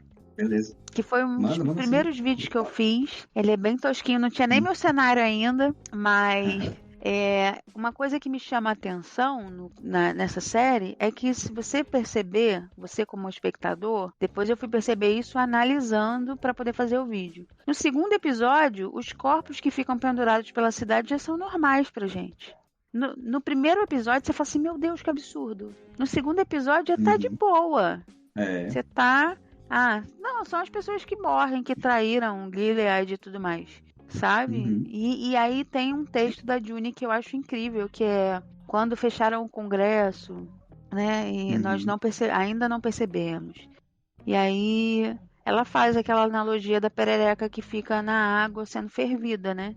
Sim. E aí, cara, e quando você olha pra história real, você fala assim, peraí, tá acontecendo de verdade? O que tá acontecendo aqui? Né? Eu acho assustador. A gente tem mesmo essa tendência de normalizar as coisas. Não tá no nível da série de normalizar um corpo pendurado. Mas a primeira vez que você viu um mendigo largado na rua, a tua reação foi outra, Sim. né? Hoje, tem gente que passa por cima. Se o cara estiver deitado no chão, tem gente que pula ele, tá ligado? Sim. Tipo, já faz parte do cenário. Tá ali já, Sim. né? Sim, completamente. Então, é um rolê de adaptação, né? Você vai ver um dia vai ser bizarro, mas você vai ver 2, 3, 4, 5, 10. Cara, já faz parte da paisagem aqui, tá decorando o rolê. As Cracolândias são um exemplo disso, né? Sim. Cracolândia, olha só, tem um nome. Então, o próprio conceito é bizarro, né? Ela tem um nome, é um local, é um espaço, né?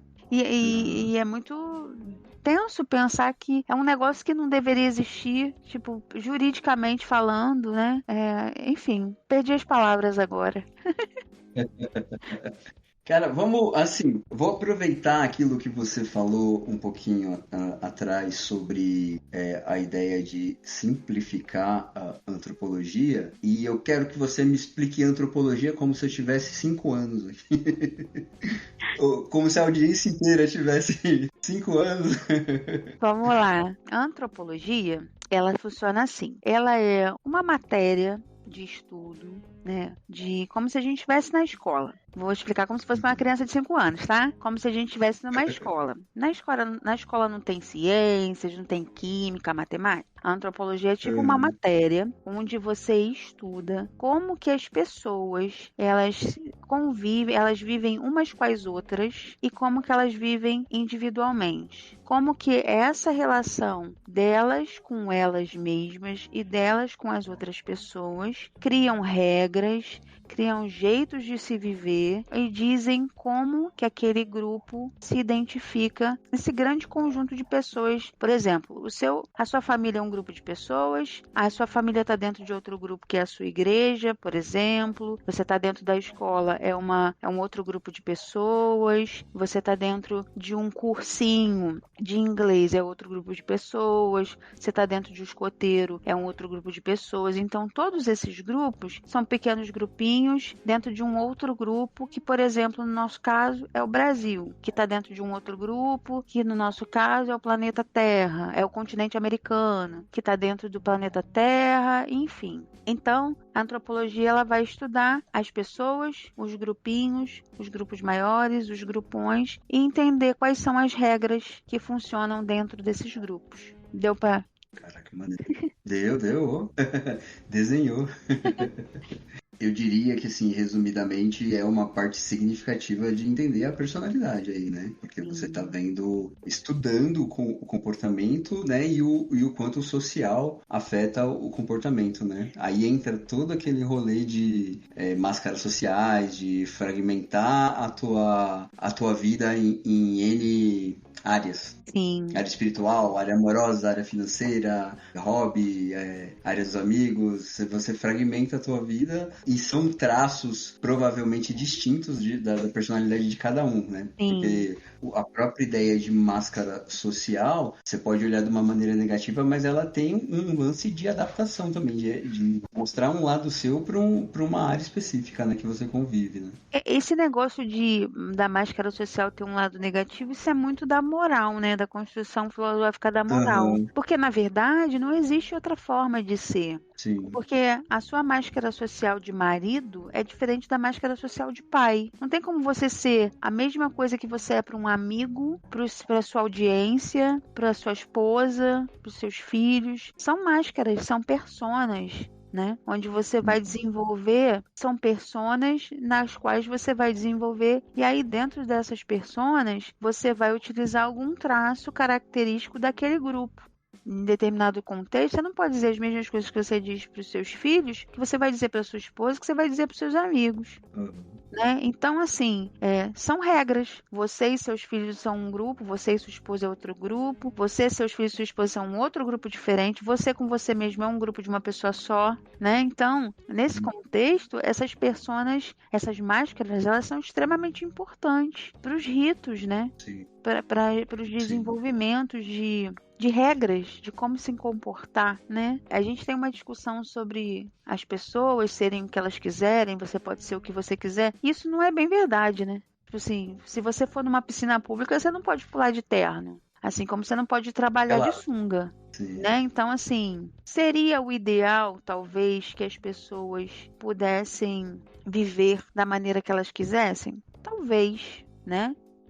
Mas eu vejo que existe uma questão, não foi o que você disse, mas eu vejo que existe uma questão moral sobre a questão das máscaras, né? Que você, sobre você ter várias personalidades. E isso eu vejo que reflete muito também nas nossas relações. Por exemplo, não sei se você tem essa percepção, mas eu tenho a percepção de que eu demorei muito tempo para descobrir que a gente pode ter amigos de vários níveis.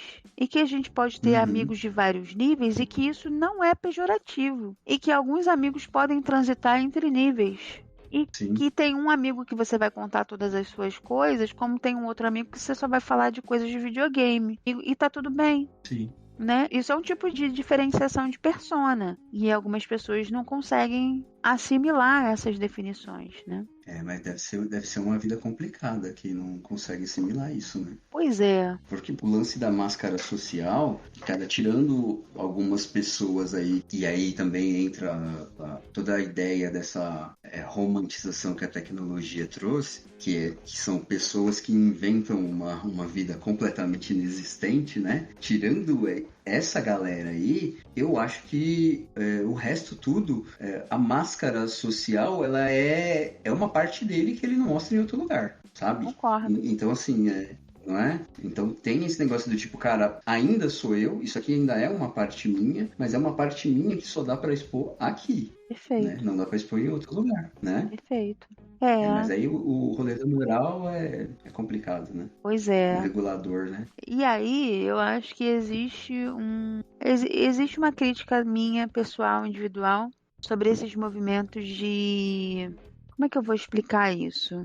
Sobre essas questões de críticas para isso que você falou. Você mostra na rede social uma máscara, né? E aí, até um certo limite, isso tá ok. Só que aí, existe uma dinâmica de porque é uma máscara, porque está presente ali, ela não pode ser criticada, ela não pode ser questionada, ela não pode ser vivenciada, ela não pode ser... Como que eu vou explicar isso? Existe um movimento comportamental de autoaceitação no qual você tem que aceitar as pessoas completamente como elas são e se aceitar como você é. Só que não existe uma definição de limite em relação a isso. E aí você também não pode criticar. Que é o lance que a gente falou no início sobre o Ariano Suassuna, que, tipo, eu não concordo com a forma como ele dá a entrevista. E aí... eu não concordo com como ele dá a entrevista. Mas você não pode falar isso. É o jeito dele, é a forma como ele se expressa, é isso, aquilo. Não, eu posso. E aí isso se torna uma problemática, né? Em relação a isso. Eu não sei se eu consegui me explicar, mas é mais ou menos Conseguiu. isso. Eu diria que, resumidamente, você está falando que tem como se fosse meio que imposto um acordo do tipo, cara, você não fala nada de mim para eu não falar de você e a gente continuar convivendo nesse país mágico que é a internet, né? Sim, sim. E aí tem Né? o oposto completamente, que é o falar mal a todo custo, de qualquer forma, independente das consequências daquilo, né? Que aí vem as violências, né? A gordofobia, a homofobia e tudo mais, né? O racismo e tudo mais. E aí as pessoas estão não respeitando as regras de convívio, né? Talvez elas estejam usando uma máscara social de uma forma um pouco violenta. Nesse espaço aqui eu posso ser o que eu quiser, eu posso falar o que eu quiser, nada vai acontecer, a internet é terra de ninguém. Tem também esse lado, né? É o menino que passa trote pelo telefone de casa. Exato. Aqui eu tô seguro. Ninguém vai saber que foi eu, então eu posso falar o que eu quiser, né? Exatamente. É igual aquele vídeo do cachorro, né? O cachorro tem um portão um na frente do outro, você fala, eles late, aí você tira o portão, é outro cachorro, sabe? Uhum. É outro cachorro. É muito isso. É muito isso. É o exemplo perfeito da internet, cara. Sim. Porque, na verdade, também uma coisa que é complexa, cara, e aí eu acho que vai de encontro com a nossa deficiência em educação. Embora eu acho que é igual no mundo todo, porque você acaba vendo exemplos, cara, tem um problema imenso de interpretação, mano. Completamente. Imenso, de você falar um A e a pessoa entender C e vir com 5 pedras em cima de você, porque você não pode falar C. E aí você tá o tempo todo, mas eu falei A, não foi C. E aí já gerou, cara, uma cascata de gente falando, não, nem C, era D, tá ligado? O negócio é louco. Cara, eu já tive alguns comentários na internet que eu precisei dizer assim: você leu meu comentário? A pessoa vem e marreta você. Aí você fala assim: cara, você leu o que eu escrevi? Eu só faço isso. Você leu o que eu escrevi? Aí a pessoa, eu li, porque não sei o que. Aí eu boto só assim, então você não leu. Aí a pessoa fica possessa, enfim, textão. Tinha uma frase que eu tinha colocado até era uma capa de uma rede social minha. Eu não sei se foi Facebook, mas eu tinha deixado uma imagem com a capa que era uma frase que eu falei que me define muito, né? E eu acho até que é um pouco negativo, mas me define muito, que era um negócio do tipo, não concordo com nada que você disse, mas eu não vou ter o trabalho de ficar aqui perdendo tempo discutindo com você, tá ligado? Sim, eu também. Teve uma pessoa que, só um breve comentário, que eu escrevi um negócio, acho que foi no Twitter, não, foi no Instagram. Escrevi um negócio, ela foi lá, respondeu com um textão absurdo. Aí eu botei assim, que preguiça, vou esperar virar filme. Aí ela fez outro textão e eu não respondi. Cara, não vou. E é um negócio que, assim, a minha preguiça desse rolê tem gente que entendeu tão errado alguma coisa que você falou, que o trabalho de explicar, cara, sabe, é absurdo. É tipo, mano, não dá. Não vale. Sabe, eu não vou rebater porque aí é lição para um mês, pô. Sim, não vale a pena. Né? Não, é desgastante, porque você vai falando, né? E aí tem essa parte, e tem aquela parte que a pessoa falou tudo que ela quis falar, e ela vira pra você e fala assim, não, eu acho que você não tá me entendendo bem, é porque aqui na internet é muito difícil de conversar. Não, eu tô te entendendo. Você falou exatamente isso que você quis dizer. Eu tô te entendendo. E aí... Quer usar contra você, né? Exato. É aquele rolê que quer usar contra você um negócio que tá acontecendo com ele, sim, né? Tipo assim. Sim. Ou então fala absurdos imensos e no final bota assim, kkkk. Tipo assim, eu tô falando absurdos, mas eu tô brincando, né? Me leva a sério. Me leva a sério, exatamente. Não, eu vou falar o que eu quiser sobre você, vou botar um kkk que vai reduzir essa tensão aqui. Não, não vai. Não vai. Tá resolvido. É muito louco. Ô Milena, eu acho que a gente precisa terminar, cara. Pois é. Senão isso aqui vai virar um podcast. Pois, não é, vai virar um podcast. Olha só que louco isso. Olha o perigo. Aí não dá, né? Aí não dá. Cara, eu queria a plateia do jogo pra falar. Né? Pois entreguei a idade total. Vou ver se eu acho. Eu vou ver se eu acho o som pra colocar nessa parte. Por favor, meu sonho. Eu nunca te pedi nada.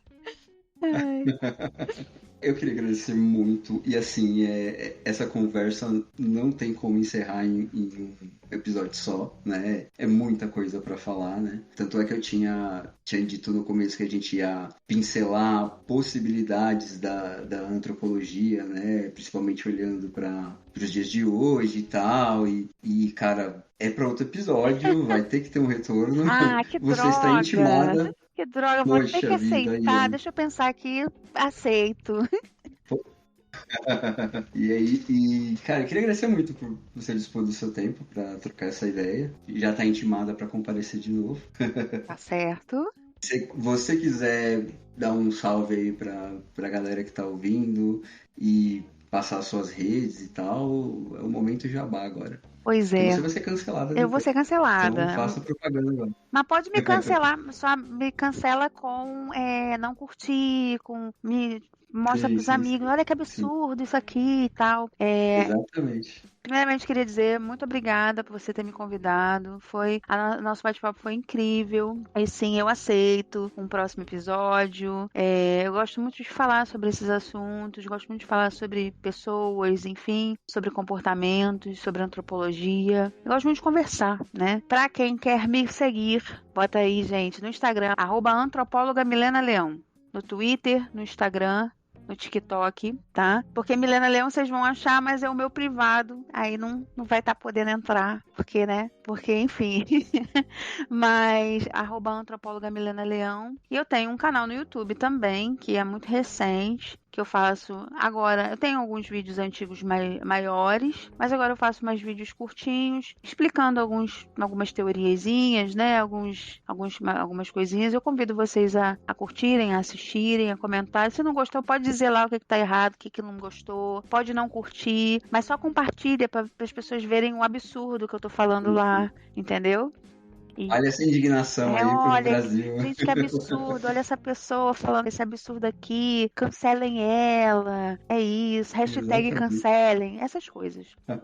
Mas muito obrigada pela oportunidade, eu adorei. Show, que da hora. Cara, e a gente nem falou das personagens, né? Que você faz algumas personagens nos seus vídeos de vez em quando, né? Pois é. Aí, ó. Eu tenho Isso poderia ser o seu passaporte pra fama agora e a gente passou batido, tá vendo? Pois é. Eu tenho a Mili Milituda, na verdade não são personagens, são personas. Tem a Mili Milituda, que é uma militante. Tem a Lohane Sem Noção, né? Que é uma pessoa que acredita em fake news, que reposta fake news. Essas pessoas, né? E existem. E tem a Mili Baunilha, que é uma pessoa good vibes, que é uma pessoa que faz uma yoga vegana, que faz que é uma pessoa mais zen de tudo, né? Então, são pessoas que são partes minhas, que eu ainda não sei se são as únicas, talvez apareçam outras.